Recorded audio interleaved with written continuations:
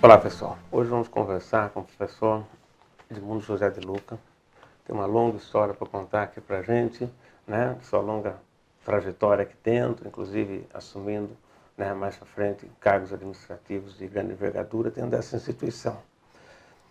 Bom dia, professor. Bom dia. Muito obrigado por ter aceito esse convite. Sou eu que agradeço. E vamos conversar um pouquinho. Tá joia. Conta primeiro como é que o senhor chegou aqui. Nós temos um período meio restrito, mas vamos tentar explorar isso daí. Desde o científico, eu me encantei com a genética. Eu fiquei encantado com a genética. Eu achava uma coisa maravilhosa, extraordinária. Eu tinha um professor de biologia, e esse professor de biologia, sabendo que eu gostava muito de genética, ele trazia questões do vestibular, isso em 1963. Entendi. Ele trazia questões do vestibular para eu resolver, e ele falava, as minhas perguntas são cabeludas e você não vai resolver. E eu resolvia todas as questões. E eu sempre pensei em trabalhar nessa área, e eu sabia que para poder trabalhar nessa área, eu tinha que me dedicar a algum curso na área biológica.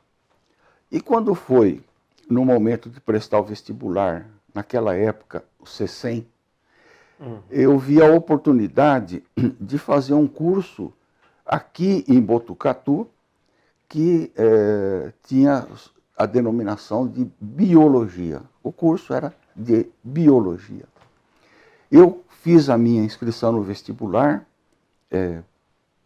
fui aprovado em 1966, e em 1966 eu vim para Botucatu para fazer o curso de biologia. Eu me senti realizado com isso, porque eu sabia que eu teria a oportunidade de atuar numa área que era o meu sonho, né? A genética vinha já num crescente muito grande dentro da biologia por conta do descobrimento que se fez em 1953 da estrutura do DNA, da dupla hélice, e foi uma época de efervescência da genética. Então vim para Botucatu em 1966 para começar o primeiro ano do curso de biologia. Você vinha de onde? Eu vim de Itápolis, que era uma cidade muito pequena no interior do estado de São Paulo. Em 1967, quando eu comecei a cursar o segundo ano, eu tive a disciplina de genética e o professor Freire Maia, que foi o nosso professor, ele tinha por hábito desafiar os alunos para que eles pudessem, num determinado momento que quisessem, dar uma aula sobre o assunto que seria ministrado por ele naquele dia. E ele, nunca me esqueço, informou a todos nós, a próxima aula vai ser sobre mapa genético. Quem quiser dar a aula pode se preparar e venha dar a aula. E eu realmente me preparei, eu não tive a menor dificuldade para dominar aquele assunto, e no dia da aula eu me candidatei a dar a aula. Num determinado momento da aula, ele pediu para que eu parasse. Ele falou, é melhor você sentar. E eu falei, gente do céu, será que eu falei alguma besteira? Eu tenho certeza que eu não falei, né? Aí sentei, ele concluiu a aula, e quando ele deu o intervalo, ele falou, todo mundo então pode sair, mas o senhor fica. E apontou para mim. E aí eu fiquei amarelo, falei, agora vem um chumbo daquele. Aí, para surpresa minha, ele falou, onde é que você aprendeu genética? E aí eu contei a história para ele do científico, do meu professor de biologia, que era de Ribeirão Preto, chamava Sérgio Benetti. Nunca me esqueço. E contei a história. Aí ele falou, pelo que eu vejo, você gosta de genética. Eu falei, adoro, é o que eu quero fazer. E ele então me falou, você não quer começar um estágio no departamento? Poxa, abracei na hora a ideia. Falei, é o que eu mais quero. E comecei, então, a minha história começa ali, no departamento de genética. Fui orientado num primeiro momento pelo professor Freire Maia. E aí, o professor Freire Maia, no final de 1967, ele precisou se afastar porque ele assumiu uma série de cargos em São Paulo, junto ao que nós tínhamos na época, que era a Câmara de Segundo Grau. A Câmara de Segundo Grau cuidava dos institutos isolados de ensino superior do estado de São Paulo. Entendi. E a Câmara de Segundo Grau funcionava onde funciona a Fundunesp, na Avenida Rio Branco. Próximo ali à Avenida Rio Branco. E o professor Ademar Freire Maia falou, olha, infelizmente eu não vou poder continuar a te orientar, e você teria problema de ser orientado pelo professor William Jorge, que era um recém-chegado ao departamento. Falei, não, nenhum problema, eu posso tranquilamente ser orientado por ele. E aí aconteceu um fato extraordinário, né? Porque o professor William Jorge tinha uma ligação muito grande com o grupo da genética de São Paulo, da Universidade de São Paulo, principalmente na pessoa do professor Oswaldo Frota Pessoa. E o professor Frota Pessoa tinha um projeto grande sobre síndrome de Down. E o William me consultou e falou, você gostaria de trabalhar nessa área, trabalhar com síndrome de Down? Eu falei, claro, não tem problema, eu faria o trabalho. Aí o William veio com um projeto, e o título do projeto nunca vou me esquecer. Era Mosaicismo Cromossômico em Pacientes com Síndrome de Down e seus progenitores. Então, era, na verdade, um estudo citogenético de pacientes com a síndrome de Down e os pais desses pacientes.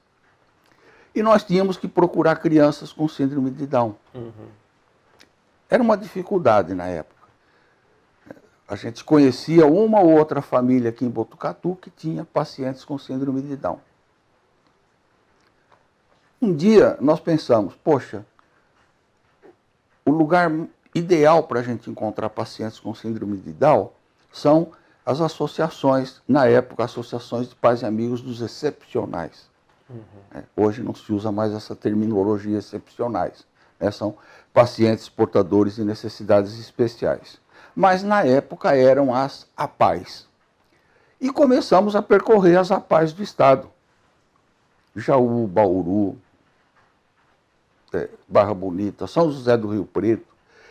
E o William se encantou com o trabalho que era realizado pelas APAES. E ele, num determinado momento, ele me disse, poxa, eu vou criar uma APAE em Botucatu, porque Botucatu não tem uma associação como essa. Falei, mas seria ótimo, no que eu puder te ajudar, eu vou te ajudar. Ele iniciou esse trabalho, a primeira reunião do grupo foi feita no auditório da rádio, que pertencia na época ao Plínio Paganini, foi uma reunião noturna, e as reuniões foram sucedendo, o número de pais começou a aumentar, o número de participantes era cada vez maior, e em janeiro de 1969 foi fundada a APAE de Botucatu. Então, a APAE de Botucatu, ela nasceu de uma pesquisa científica que era realizada por nós aqui na época, setor biológico da Faculdade de Ciências Médicas e Biológicas de Botucatu, e hoje ela existe e está aí em Botucatu para todo mundo ver a dimensão que ela tomou e o quanto ela, na verdade, cresceu e o quão importante ela é para a cidade. Então, isso foi um momento que me deixou extremamente gratificado. Eu pensei, puxa vida, eu nunca imaginei, eu nunca poderia imaginar que um projeto de pesquisa pudesse levar à criação de uma instituição como essa. E foi realmente o que aconteceu. Quando eu concluí o curso de graduação aqui em Botucatu, eu havia me inscrito para fazer a minha pós-graduação na Escola Superior de Agricultura Luiz de Queiroz, em Piracicaba. Eu fui aceito em 1970 e em março de 1970 comecei a minha pós-graduação em Piracicaba. Surgiu a possibilidade de participar de um concurso no Departamento de Genética em 1970. Eu me inscrevi junto com outros candidatos e em dezembro, dia 10 de dezembro de 1970, eu acabei por ser contratado no Departamento de Genética, na época como instrutor. Não existia ainda a figura de professor assistente, nada, era instrutor. Era aquele candidato que ainda não tinha nenhuma titulação. Entendi. Mas assim que eu fiz o meu mestrado em Piracicaba, que eu concluí em 1972, outubro de 72, aí então eu passo a professor assistente. E depois que fiz o doutorado, passei a professor assistente doutor. E fiz toda a minha carreira, na verdade, dentro do Departamento de Genética, da então Faculdade de Ciências Médicas e Biológicas de Botucatu. Em 1975, cria-se a Unesp, que começou, na verdade, a existir a partir de 1976. Né? Uhum. E então, na época, o nosso setor biológico e o nosso setor básico, né, foram fundidos para originar uma unidade da Unesp que, na época, receberia o nome de Instituto Básico de Biologia Médica e Agrícola. Existe um detalhe importante que aconteceu durante a graduação. Aquele curso de biologia, ele teve uma vida, na verdade, bastante curta. Por quê? Em 1968, iria ser criado em São Paulo, na Escola Paulista de Medicina, um curso inteiramente novo. Esse curso foi criado pelo professor Leal Prado, que sentiu a necessidade e a importância de formar profissionais relacionados à área biomédica. Ele propôs um currículo, esse curso foi aprovado e de imediato os alunos de Botucatu se mostraram extremamente interessados por este curso e foram a São Paulo. Nós tivemos algumas reuniões com o professor Leal Prado, trouxemos o currículo para Botucatu e esse curso acabou sendo criado aqui em Botucatu. O meu diploma mesmo é um diploma de bacharel em ciências biológicas, modalidade médica. E esse curso existe até hoje, existe hoje já como um curso de ciências biomédicas. Né? Mas, quando foi criado o Instituto Básico de Biologia Médica e Agrícola, esse nome soou um pouco estranho para todo mundo. Foi, né? Foi uma coisa assim na época. Poxa vida, mas que nome complicado. Esse que nome... agrícola no meio, perturbado. Meu Deus, ninguém ficou, na verdade, satisfeito com o nome dessa unidade da Unesp. Mas o tempo passou e o professor Neivo Luiz Orzeto foi, na verdade, o primeiro diretor a ser eleito, não pela comunidade, Sim. alunos, servidores e docentes, mas naquela época o diretor seria eleito pela congregação.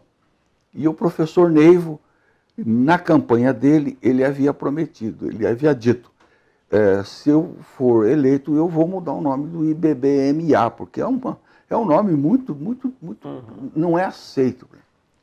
E realmente o professor Neivo foi eleito pela congregação e ele então fez um plebiscito, uma votação, para que fosse definido um novo nome para o Instituto Básico de Biologia Médica e Agrícola.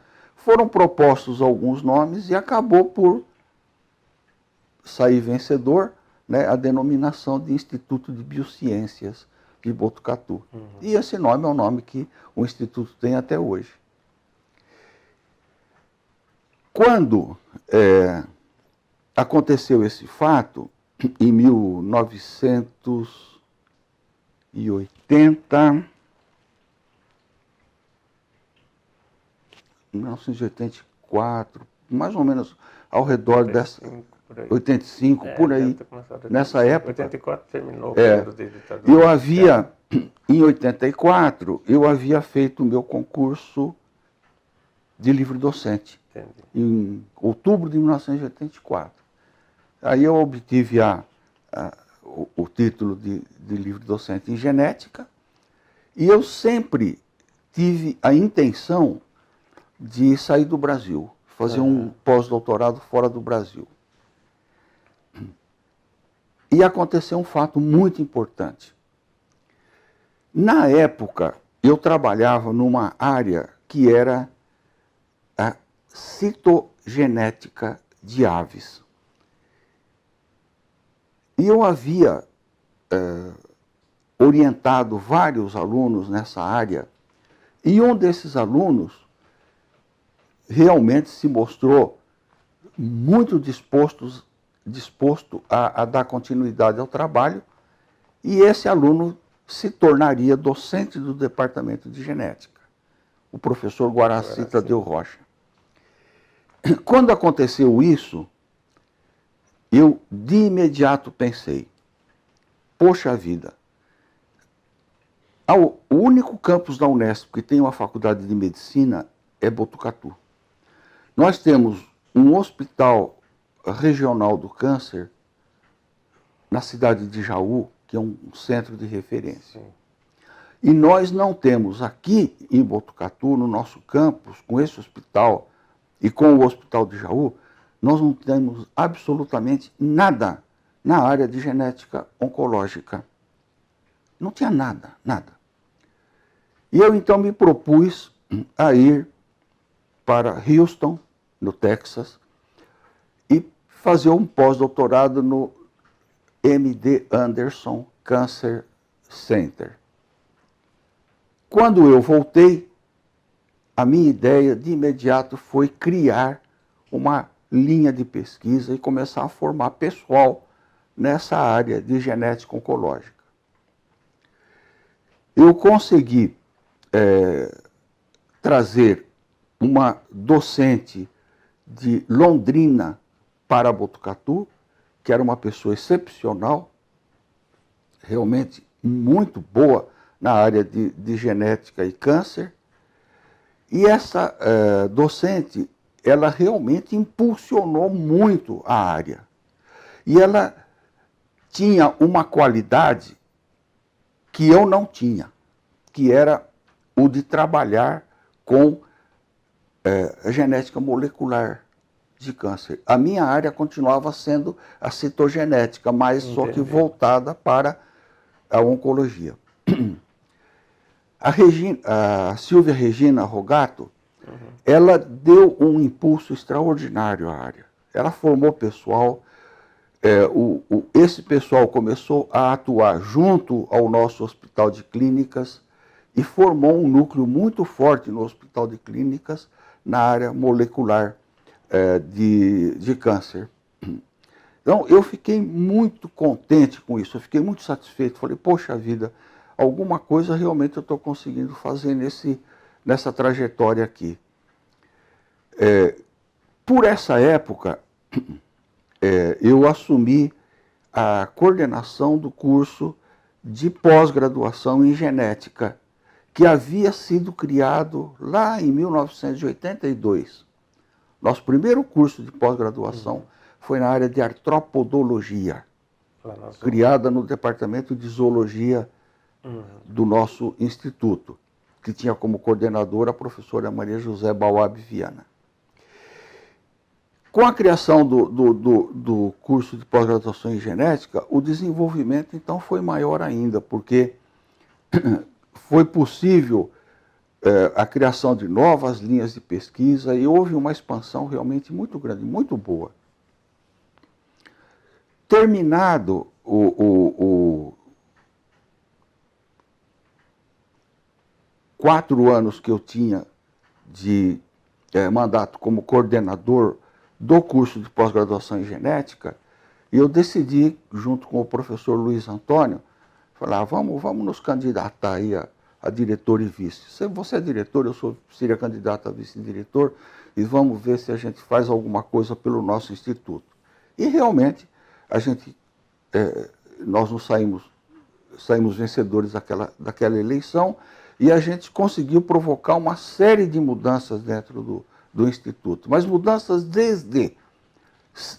extremamente simples, como, por exemplo, nós vamos parar de servir café em todos os departamentos. Nós não vamos mais dar pó de café para ninguém. O dinheiro que a gente gastava com pó de café, nós vamos comprar em equipamento audiovisual, que nós estamos extremamente deficientes nisso. E realmente nós fizemos isso. Sabe? Conseguimos equipar, na época, né, nós não tínhamos multimídia, não era nada disso, era projetor de slide, retroprojetor, e a gente conseguiu equipar todos os departamentos. Teve uma determinação posterior, acho que foi, de toda a Unesp, para parar. Eu lembro que deu um problema no Rio Claro, né? Isso, é verdade, é verdade. E aconteceu um fato muito curioso. O departamento de genética tinha uma docente que havia vindo, ela veio da USP para cá, chamada Denise. A Denise foi fazer um pós-doutorado no exterior. Só que ela recebeu uma proposta para ficar no exterior. E ela já fazia 2 anos que estava fora do instituto.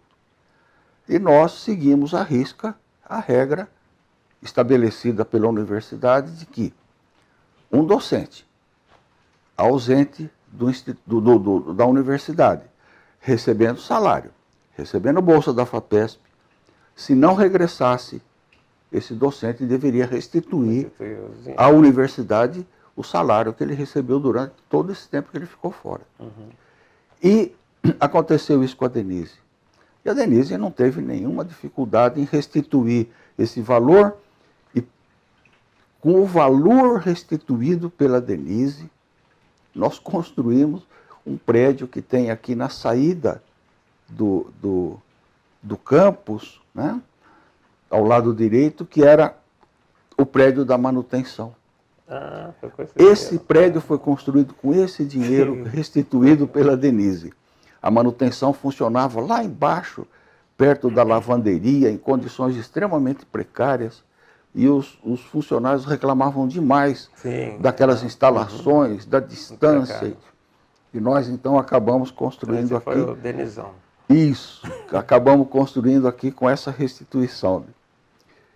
Quando eu terminei, ou quando nós terminamos a gestão na diretoria, o professor Antônio Manuel havia sido eleito reitor da Unesp. E na Unesp, os vice-diretores, eles são responsáveis pelo menos eram, naquela época, acredito que até hoje continuam sendo, eram os responsáveis pela extensão universitária. E eu me dediquei muito a isso. O Instituto, na época, tinha um docente da área de educação, que era o professor Gilberto. O professor Gilberto foi um grande extensionista. E ele,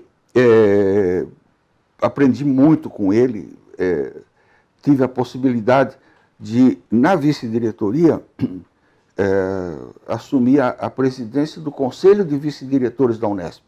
Aí, então, eu fiquei com uma visão muito grande, muito boa, de tudo que se fazia em termos de extensão dentro da universidade.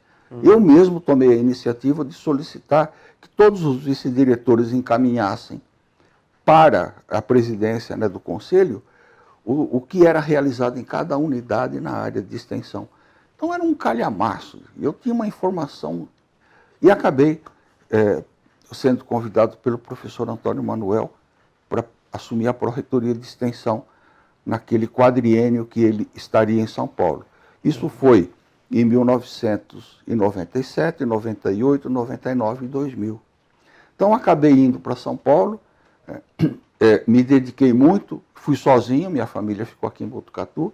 Eu, então, tinha liberdade total para poder ficar na minha casa à noite, o tempo todo, trabalhando. Eu levava pilhas de processo, eu fazia tudo que eu tinha que fazer durante o dia e à noite no apartamento. E consegui realmente, acho que fazer uma boa gestão naquela pró-reitoria, né? Acho que dei uma cara nova para a extensão naquela época e me senti extremamente recompensado, mas muito recompensado pelo reconhecimento que eu tive por parte da comunidade da Unespiana. Fiquei extremamente feliz com tudo, né?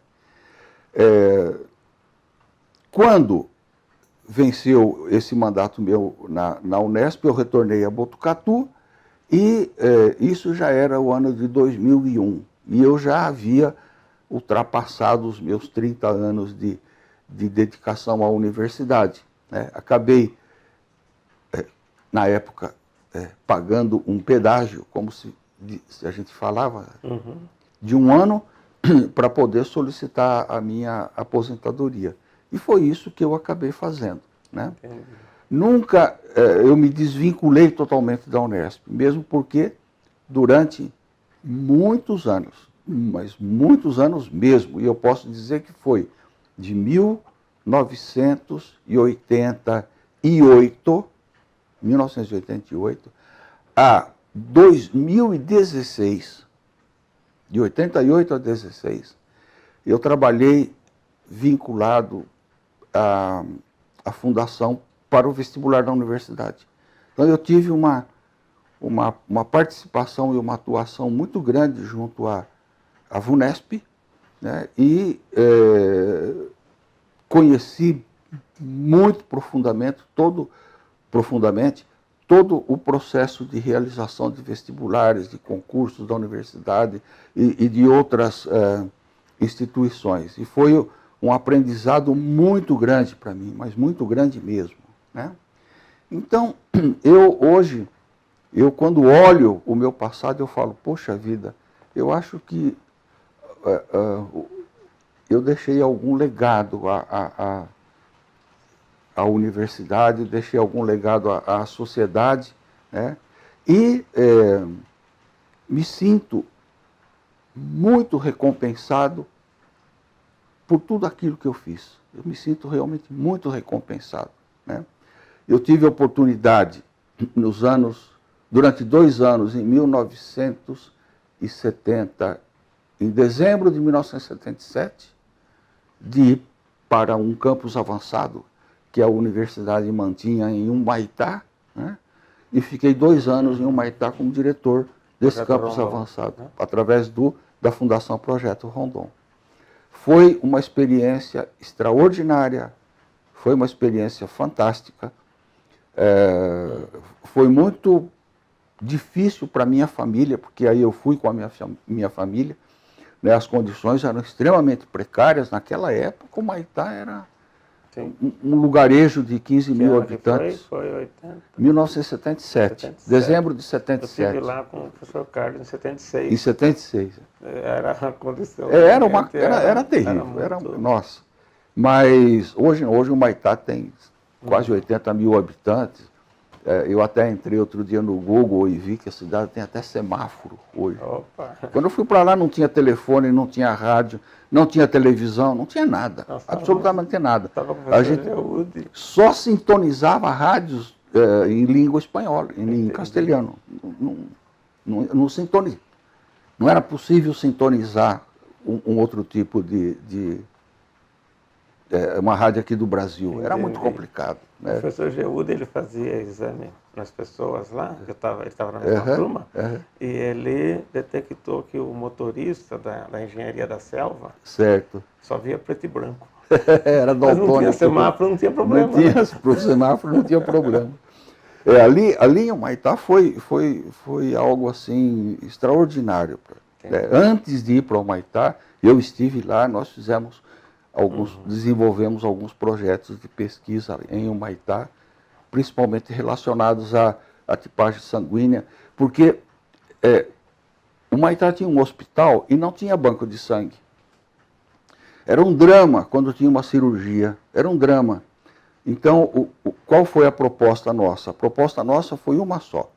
Nós vamos tipar o maior número possível de pessoas aqui da comunidade e relacionar nome, endereço e sistema BO e sistema RH de todo esse pessoal. Nós tipamos mais ou menos umas 1.500 pessoas ali na cidade.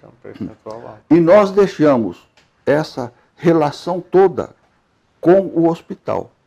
E como lá não tinha sistema, não tinha rádio, a única coisa que tinha era um alto-falante enorme no meio da praça, que era dirigido ou coordenado pela igreja, pelos padres. E por várias vezes, eu ouvi o alto-falante convocando tal pessoa, que era do grupo tal e tal, para fazer a doação por conta de uma cirurgia de emergência que apareceu no hospital. Puta, eu fiquei feliz da vida, eu falei, meu Deus do céu. Já salvei algumas vidas. Já salvei algumas vidas aqui em Humaitá. Então, aliás, eu sempre tive essa preocupação. Eu acho que a gente tinha a obrigação, não só de fazer um trabalho de pesquisa, mas de alguma forma vincular isso, né, a comunidade, a sociedade. E eu, na época, eu nem imaginava que isso era extensão. Depois é que eu fiquei entendendo realmente o que era, né? Porque as pessoas têm uma dificuldade enorme. Eu percebi isso durante a minha gestão na pró-reitoria, que as pessoas tinham uma dificuldade enorme para entender o que era extensão, né? Achavam que a extensão era, na verdade, prestação de serviço. Não é isso. Prestação de serviço não é extensão, é outra coisa. Mas foi, assim, uma época muito boa, muito gratificante. O Instituto de Biociências, ele acabou por ser instalado, né, em diferentes blocos dentro do nosso campus, porque, por ser originalmente um Instituto Básico de Biologia Médica e Agrícola, ele congregava um número muito grande de departamentos. Na época eram 13 departamentos, acredito que até hoje sejam 13 departamentos. E esses departamentos foram sendo instalados em diferentes módulos, e todos eles distantes uns dos outros. Alguns se concentraram mais próximo à diretoria, né, do Instituto, e outros ficaram mais distantes, como era o caso do Departamento de Botânica, o Departamento de Zoologia. Isso foi algo que sempre o pessoal reclamou. A gente percebia, na época em que o Luiz Antônio foi diretor, a gente percebia uma vontade, uma disposição muito grande de querer reunir um pouco mais o pessoal e aproximar um pouco mais o pessoal. Mas isso a gente realmente não conseguiu fazer, não conseguiu realizar, né? A botânica continua distante, a zoologia continua distante, né? E alguns dos prédios que eram utilizados pelo Instituto, que acabaram tendo suas construções próprias, cederam esses prédios para o Hospital de Clínicas montar alguns ambulatórios, né, que é o que existe hoje. O departamento, eu me lembro que o departamento de genética, ele funcionava no prédio central, assim como outros departamentos também funcionavam no prédio central, no início. O departamento de genética ficava onde hoje é a enfermaria da ortopedia. Da ortopedia. Quando você entra... No segundo braço? O primeiro braço. O primeiro braço. O primeiro braço. Quando você entra hoje na faculdade pela administração, agora não, porque a administração tem um prédio próprio, pela biblioteca, digamos, pela entrada em frente à biblioteca, você vai por aquele corredor, no primeiro saguão que tem ali, você subia a escada, né? A hora que terminava de subir a escada, à esquerda era o departamento de genética. A sala do professor Ademar Freire Maia ficava no saguão. Era uma sala grande, ampla, com banheiro privativo. O Ademar foi nosso primeiro chefe de departamento, o ano passado. Esse ano comemoramos 50 anos do departamento. E o Ademar foi o nosso primeiro chefe e a sala dele era ali. As demais salas eram naquele braço. Em continuidade ali, né, existiam outros departamentos. Eu me lembro que a professora Edi mesmo, né, ela atravessava o nosso departamento para poder chegar até o departamento dela. Naquela época ela tinha o Álvaro, o filho mais velho dela, e ela passava no corredor do nosso departamento com o cesto na mão. O Álvaro dentro do cesto, e ela levava o Álvaro para o departamento para poder amamentar o Álvaro lá no departamento. Foi uma época incrível. O departamento de fisiologia funcionava na parte inferior, no segundo braço do hospital. Né? O departamento de botânica já funcionava do lado oposto, né? No primeiro andar, no lado oposto ao da genética. Então, todos os departamentos existentes na época funcionavam ali, não tinha absolutamente nada fora dali. Né? Aos poucos é que foram sendo construídos os blocos e os departamentos. O departamento de genética veio para o local onde ele ocupa hoje, né, em 1981. Em 1981, houve a mudança do prédio central para o local em que o departamento está hoje. Né? E aquela área toda depois acabou sendo ocupada pelo hospital. E, professor, nós temos alguns minutos ainda. Eu queria aproveitar, sem perder o que o senhor está falando, o senhor pode completar quando quiser, voltar lá atrás, naquilo que estava sendo conversado ali no saguão, e que o senhor nos desse um resumo, uma coisa sintética, porque tem muita história para contar. O senhor já nos deixou várias coisas escritas e material. E sempre que faltar informação, nós vamos atrás do senhor. Daquela questão da Operação Andarilho, como surgiu, qual era o motivo da operação, qual era o motivo da briga na época, né? Alguns desdobramentos, alguns fatos estranhos. Isso.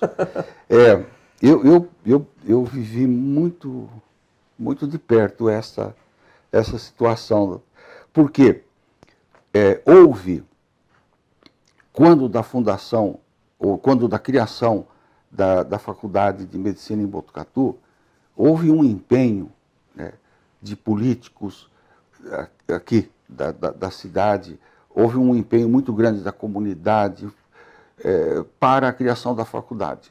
A faculdade foi criada, a Faculdade de Medicina, logo em seguida veio a criação do curso de Biologia, do curso de Medicina Veterinária, do curso de Agronomia, e aquele entusiasmo inicial, toda aquela vontade de se ter uma faculdade em Botucatu, ela acabou perder um pouco esse ímpeto já em 1965, 1966. Esse ímpeto foi diminuindo. E a situação dos cursos existentes aqui em Botucatu passou a ser muito crítica, principalmente em relação à Faculdade de Medicina. A situação se tornou insustentável. Falta de dinheiro. Falta de dinheiro, falta de equipamentos. Não tínhamos um hospital universitário. Os alunos da primeira turma de medicina foram pulverizados pelo Estado para poder concluir o seu curso no último ano. E aí, algumas cidades abrigaram esses alunos. Araçatuba foi uma, São Paulo foi outra, e alguns poucos alunos da medicina ficaram em Botucatu e utilizavam as instalações da Santa Casa de Misericórdia de Botucatu para poder fazer ou concluir o seu curso médico. A situação chegou num ponto que se tornou insustentável. Insustentável. Não se pode encontrar outra palavra para definir a situação em que os cursos de Botucatu se encontravam. Não tínhamos microscópios. Era terrível. Era muito, muito, muito difícil. Essa situação acabou por mobilizar os docentes e os estudantes de Botucatu a fazer alguma coisa. Era preciso fazer alguma coisa. Não era possível permanecer naquela situação. Em 1967, no pico da crise mesmo, foi realizada uma assembleia no Círculo Operário, que é um prédio que ainda existe em Botucatu, na Avenida Dom Lúcio, ao lado da atual Pinacoteca. Ali existia um salão muito grande na parte inferior e foi realizada uma assembleia para que se tomasse uma posição e se decidisse o que nós iríamos fazer. E a assembleia é muita conversa, muita proposta, muita discussão, muito discurso, até que um aluno da medicina, de nome Petito, enorme, grande, num determinado momento, ele despretensiosamente, ele lançou uma proposta. Ele falou, eu acho que o único jeito de resolver esse problema nosso é a gente ir a pé para São Paulo e acampar lá no Palácio do Governo. Ele falou isso e o pessoal pegou.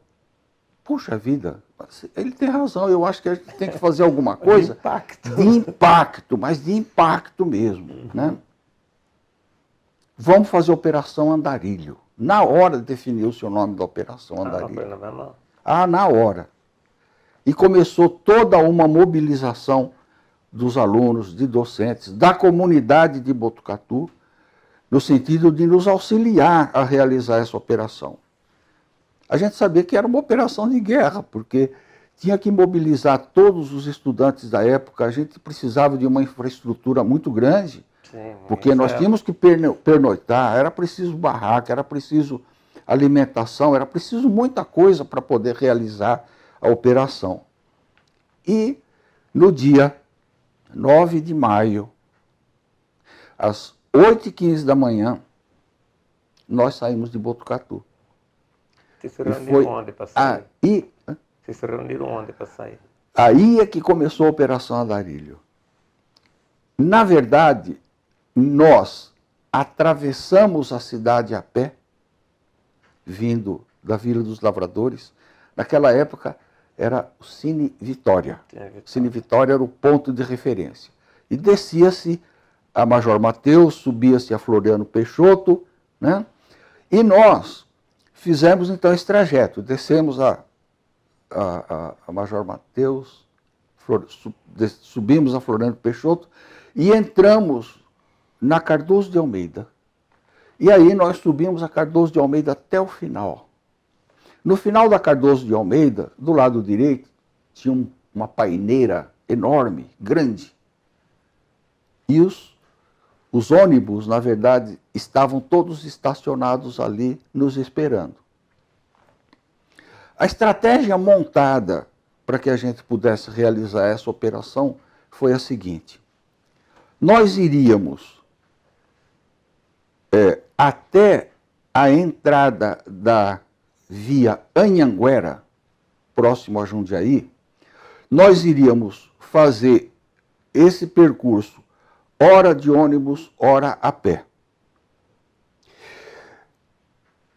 Quando nós chegávamos em cidades, por exemplo, como Conchas, que foi a primeira cidade, nós descíamos, atravessávamos Concha a pé, pegávamos o ônibus, íamos a Laranjal, atravessávamos Laranjal. Entendi. Paramos em Laranjal para almoçar, foi a nossa primeira refeição, o primeiro almoço que nós tivemos. Esse almoço resumia-se a uma caneca de leite e bolacha. Esse foi o almoço. E aí, de lá, de Laranjal, fomos para Tietê, de Tietê Passamos por Itu, demoramos para atravessar Itu.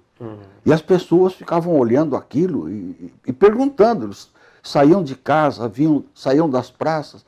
O que é isso? O que vocês estão fazendo? Fizeram uma internet. Nossa, exatamente. Fizemos na época, uma internet. E todo mundo querendo saber e a gente divulgando e falando. Né?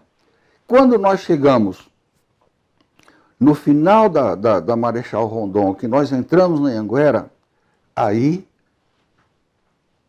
a estratégia era outra. Aí a estratégia era realmente a de caminhar a pé pela Anhanguera até São Paulo. A Anhanguera sempre foi uma rodovia muito movimentada, né? E era bastante movimentada à época. E nós, então, começamos a caminhar pela Anhanguera. O grupo nosso todo foi dividido em 2 grandes blocos.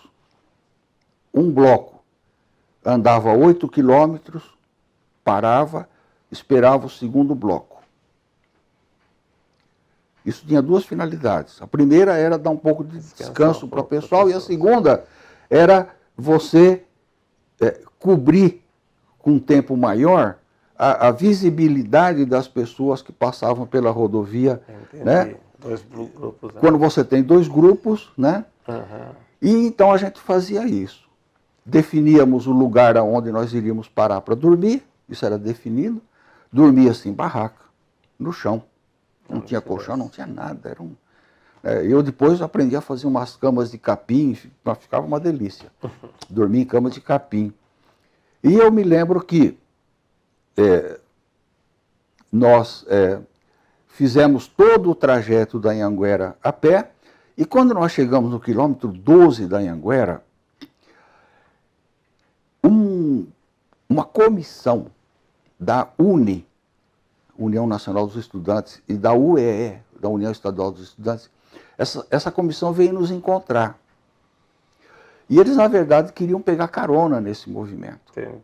Né? 1967, a Revolução fervilhando, né? Tudo sendo preparado para o que iria acontecer em 1968. Né? Então, esse pessoal veio, mas infelizmente se frustrou, porque a comissão que dirigia todos os trabalhos nossos foi claríssima em dizer, olha, é um movimento apolítico, o foco nosso é esse, nós precisamos equipar nosso hospital, nós precisamos equipar os departamentos, nós precisamos de recursos para poder dar continuidade à Faculdade de Ciências Médicas e Biológicas de Botucatu. Então, continuamos sozinhos.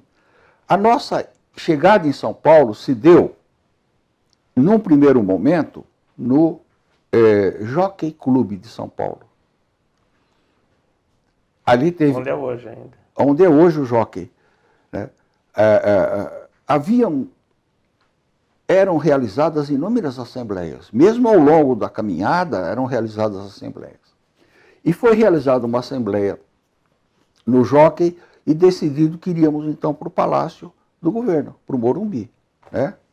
Uma comissão foi até o Palácio, mas o governo disse, aqui não, de forma alguma, não aceitou. Assim mesmo, nós fomos para o Morumbi, o bairro. Ficamos 2 noites ali, no Morumbi, e do Morumbi instalou-se um acampamento, em definitivo, no Ibirapuera, no Parque do Ibirapuera, em São Paulo. Ali nós ficamos um tempo bem maior. Bem maior. Com a instalação desse acampamento definitivo, as condições do acampamento melhoraram um pouco. Chegaram até a instalar uma televisão para a gente poder assistir alguma coisa à noite. Isso. Tínhamos um campeonato de futebol, enfim. Ficamos ali um bom tempo e tivemos um apoio excelente, mas um apoio muito grande das irmãs Marcelinas, do Colégio Pio XII do Morumbi. O Norberto Silva, que todo mundo conhecia por Chayenne, o Norberto era de Taubaté. Aliás, esse rapaz, ele ficou preso por mais de um ano. O Norberto e o Hamilton Rono fazendo um parênteses, o Norberto e o Hamilton Rolo, eles foram fazer uma panfletagem na Praça do Para Todos, aqui em Botucatu. Só que o Hamilton Rolo, antes quando... Ou depois? Antes ou depois da operação? Depois da Operação Andarilho. Depois da Operação Andarilho. O Rolo, quando percebeu que tinha gente de segurança ali, ele jogou o maço de panfletos fora. E o Norberto não teve tempo. O Norberto foi detido, foi preso. O pai dele teve até uma certa despesa financeira para poder contratar advogados e liberá-lo da prisão. Mas ele se formou aqui por Botucatu, né? Hoje está em Araras, junto com outro rapaz que também era da minha república. O Norberto era da minha república, o Rolo era da minha república. Esse outro rapaz tinha o apelido de Sansão, porque ele tinha um cabelo bem comprido, né? Ele chamava Rubens, né? Rubens Soares. Voltando então ao Norberto lá no acampamento, o pai dele cedeu a ele uma Vemaguete, uma DKV Vemag, né? Tinha uma tampa no porta-mala que você abria e tinha um porta-mala espaçoso. E essa Vemaguete nós usávamos para ir buscar comida, almoço, jantar, para ir buscar comida no Colégio Pio XII. E as irmãs nos cediam, elas nos cediam, elas nos abasteceram durante muitos dias, fornecendo alimentação para a gente ali no acampamento, né? Elas foram muito grandes, muito boas, foram realmente muito boas. E nós tivemos um apoio muito grande do corpo docente da Unesp, da FCMBB naquela época, né? Eles sempre estavam nos visitando no acampamento, olhando, vendo como é que as coisas estavam. Então, né? deixa eu entender, foram mais alunos do que professores? Sim, muito mais alunos. Foram alunos. Que chegaram lá, mais alunos. ou menos, quantas pessoas, se eu tenho uma ideia, uma estimativa? Naquela época, porque nós chegamos ali por volta de uns 200 alunos, mais ou menos. Né? Eram bastante. Não, era bastante. Era bastante. Porque naquela época nós tínhamos 4 cursos só, né? Era Biologia, Medicina, Agronomia e Veterinária. Não existiam os demais cursos, né? A veterinária tinha 40 vagas, a Biologia 40 vagas, né? A Agronomia 40 vagas, só a Medicina que tinha 80. Né? Dá para 200 justo. Então, não eram... Quase todos, mas alguns que entraram. Exatamente. Né? Entendi. Mas foi um grupo significativo. E quanto tempo vocês ficaram lá até sair? Nós ficamos de 9 de... Não, a operação começou dia 9 de maio e nós voltamos para Botucatu dia 24 ou 25 de maio. Vocês chegaram em São Paulo que dia, vocês lembram? Nós chegamos em São Paulo dia 9, dia 10, nós chegamos em São Paulo dia 12. Dia 12 de maio. Tá. Né? Então nós ficamos um bom tempo ali no Ibirapuera. Né? E era tudo realmente improvisado. Eu tomava banho numa borracharia. O rapaz cedeu o banheiro dele para a gente tomar banho. Eu tomava banho na borracharia. Então foi bastante sacrificado, mas foi altamente compensatório, porque a gente conseguiu, graças a Deus, nós conseguimos aquilo que nós pretendíamos. E como vocês conseguiram? Vocês viram que conseguiram lá e depois voltaram? Ou depois que voltaram conseguiram? Como que foi isso? Não foi. Nós conseguimos, primeiro, porque eu nunca vi na minha vida um movimento estudantil que tivesse tanta cobertura da mídia quanto o nosso teve. Era impressionante. Claro que não é como hoje, que a Globo está em todo lugar. Sim. Não era isso, mas rádio, jornais. Na época, não tinha um jornal que não noticiava todo dia alguma coisa do movimento. Rádios, a presença deles no acampamento e no local. Foi uma cobertura muito grande. Né? E uma coisa importante é que os políticos também né, principalmente aqui de Botucatu, eles perceberam, eles sentiram que a gente não estava brincando, que a gente estava fazendo algo sério. Né? Então, houve uma participação, uma ação, uma atuação muito grande deles frente ao governo para que as nossas reivindicações fossem atendidas. E todo mundo percebeu que não era um movimento político.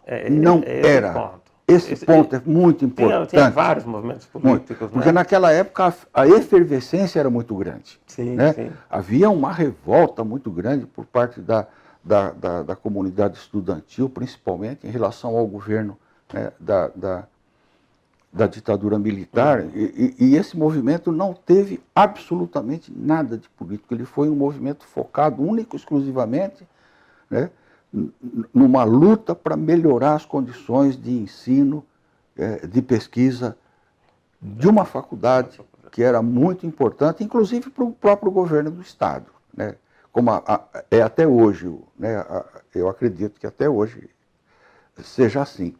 Então, isso deu uma força muito grande para que, alguns meses depois, as coisas começassem a chegar aqui no campus. Entendi. E aí eram caixas de equipamento, sabe? A gente recebeu, o hospital recebeu muito equipamento, os departamentos, e as coisas realmente mudaram, melhoraram demais. Né? Melhoraram demais. Houve uma melhoria muito grande. Teve toda a implantação da instituição aqui, né? E teve esse momento que se não fizesse isso, talvez a coisa tivesse degringolado. Teria degringolado. Né? Então teria. acho que a Unesp ela Pode surge ter bem depois, certeza. Mas essa força, acho que a importância do movimento isso foi exatamente. exatamente essa, né? Exatamente, né? Porque naquela época o que nós tínhamos eram os institutos isolados do ensino superior, né? Coordenados pela CESESP. Né? A CESESP é que coordenavam, era uma coordenadoria, né, de institutos de ensino superior do Estado de São Paulo. E a Câmara de Segundo Grau era aquela que dava as diretrizes para ensino, currículo, e blá, blá, blá. Então, e o professor Ademar, inclusive, pertenceu à Câmara de Segundo Grau. Né? O professor Luiz Ferreira Martins foi da Câmara de Segundo Grau. Eu me lembro muito bem disso, porque quando eu fui contratado, eu fui entrevistado pelo Luiz Ferreira, em São Paulo. Eram eles que faziam as entrevistas das pessoas que viriam a ser contratadas pela FCMBB. Né? Então, esse pessoal também nos ajudou demais. Esse pessoal também nos ajudou demais. Eles tiveram uma presença muito forte nesse movimento. Foi uma causa que era uma causa de mais gente. Era né? de muito.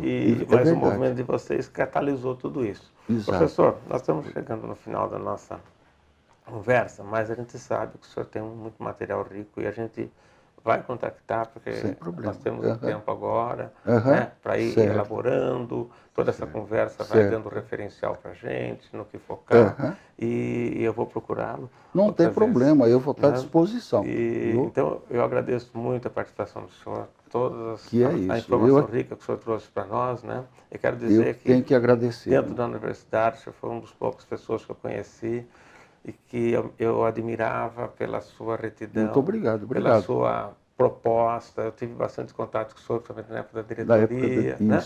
E eu sempre tive essa admiração pela sua honestidade, pela sua tentativa de fazer as coisas direito.